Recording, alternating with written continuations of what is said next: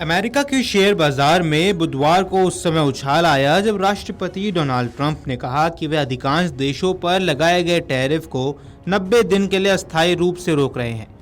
निवेशक भी ट्रंप से यही उम्मीद कर रहे थे। इसके बाद शेयर बाजार में एक जबरदस्त उछाल देखने को मिला। एशियाई बाजार में गुरुवार को शुरुआती कारोबार के दौरान हरियाली दिखी है।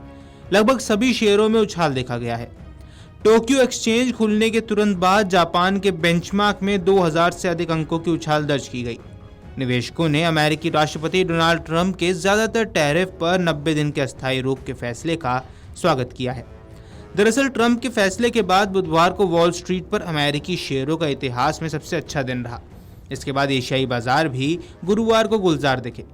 जापान का बेंचमार्क निक्केई 225 सुबह के कारोबार में 8.8% उछलकर 34,510.86 अंक पर पहुंच गया।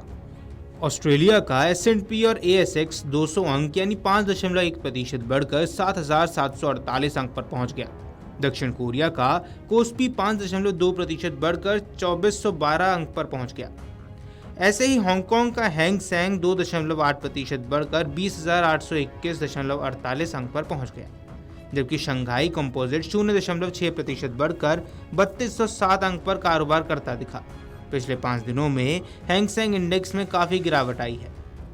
वॉल स्ट्रीट पर S&P 500 में 9.5% की उछाल आई। दिन की शुरुआत में यह इस चिंता में डूबा हुआ था कि ट्रंप का व्यापार युद्ध वैश्विक अर्थव्यवस्था को मंदी में धकेल सकता है। फिर सोशल मीडिया पर वो पोस्ट आई जिसका इंतजार दुनिया भर के निवेशक कर रहे थे। ट्रंप ने कहा, मैंने 90 दिन के लिए 75 से अधिक देशों पर लगाए गए टैरिफ फिलहाल रोक दिए हैं। हम बातचीत कर रहे हैं। ट्रेजरी सेक्रेटरी स्कॉट बेंसेट ने बाद में संवाददाताओं को बताया कि हमें फौरी रोक तो लगा दी है, लेकिन सभी वैश्विक आयातों पर 10% टैरिफ को बनाए रखा है। हालांकि इसमें चीन अपवाद है। ट्रंप ने चीनी उत्पादों पर टैरिफ 125% तक बढ़ा दिया है। इससे पहले बुधवार को कम से कम वॉल स्ट्रीट पर माहौल सकारात्मक रहा। डॉव जोन्स इंडस्ट्रियल एवरेज 2962 अंक या 7.9% की बढ़त पर पहुंच गया। नैस्डैक कंपोजिट 12.2% पर उछला। S&P 500 में 1940 के बाद से अपना तीसरा अच्छा दिन बताया है।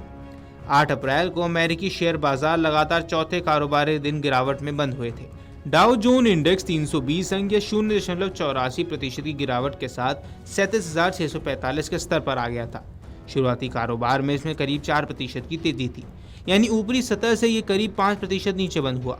वहीं अमेरिकी बाजार का S&P 500 इंडेक्स 79.48 अंक या 1.57% की गिरावट के साथ 4,982 के स्तर पर बंद हुआ। टेक्नोलॉजी शेयरों के इंडेक्स नेस्डैक कंपोजिट में 335 पॉइंट या 2.15% की गिरावट रही। ये 15,268 के स्तर पर बंद हुआ। लगातार 3 कारोबारी दिन में डाउ जोन्स 10% तक गिर गया।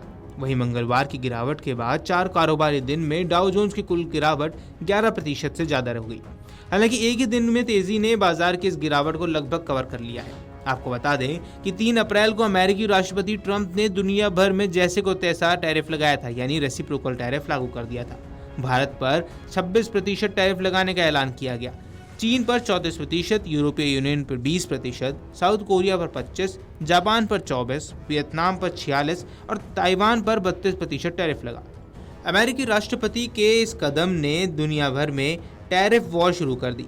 अमेरिका के टैरिफ के जवाब में चीन ने अमेरिका पर 34% जवाबी टैरिफ लगाने का ऐलान कर दिया। चीन के टैरिफ लगाने के बाद अमेरिका ने 50% एडिशनल टैरिफ लगाने का ऐलान कर दिया। इससे कुल टैरिफ 104% हो गया। ट्रंप की इस कार्रवाई के जवाब में चीन ने तय किया कि अब वह जवाबी 84% टैरिफ लगाएगा। वहीं 9 अप्रैल को ट्रंप ने एक बार फिर से चीन पर टैरिफ बढ़ाकर 125% कर दिया, लेकिन बाकी सभी देशों पर 9 अप्रैल से लागू होने वाले टैरिफ को 90 दिनों के लिए टाल दिया गया है। भारतीय बाजार का इंडेक्स सेंसेक्स भी 9 अप्रैल को 380 अंक गिरकर 73,847 के स्तर पर बंद हुआ था। निफ्टी में भी 137 अंक की गिरावट रही। ये 22,399 के स्तर पर बंद हुआ। IT, मेटल, बैंकिंग और फार्मा शेयर में सबसे ज्यादा टूटे हैं। NSE के निफ्टी PSU यानी सरकारी बैंक 2.52% नीचे हैं। वहीं Nifty IT 2.19%, Nifty pharma 1.97%, Nifty reality 1.90% और निफ्टी मेटल 1.48% गिरकर बंद हुए हैं। वीडियो डेस्क अमर उजाला.com। अगर आप ये वीडियो YouTube पर देख रहे हैं तो हमारे चैनल को सब्सक्राइब कर बेल आइकन दबाएं और Facebook पर देख रहे हैं तो हमारे पेज को लाइक करें। 8 मिलियन प्लस सब्सक्राइबर, आपके इस भरोसे के लिए बहुत धन्यवाद।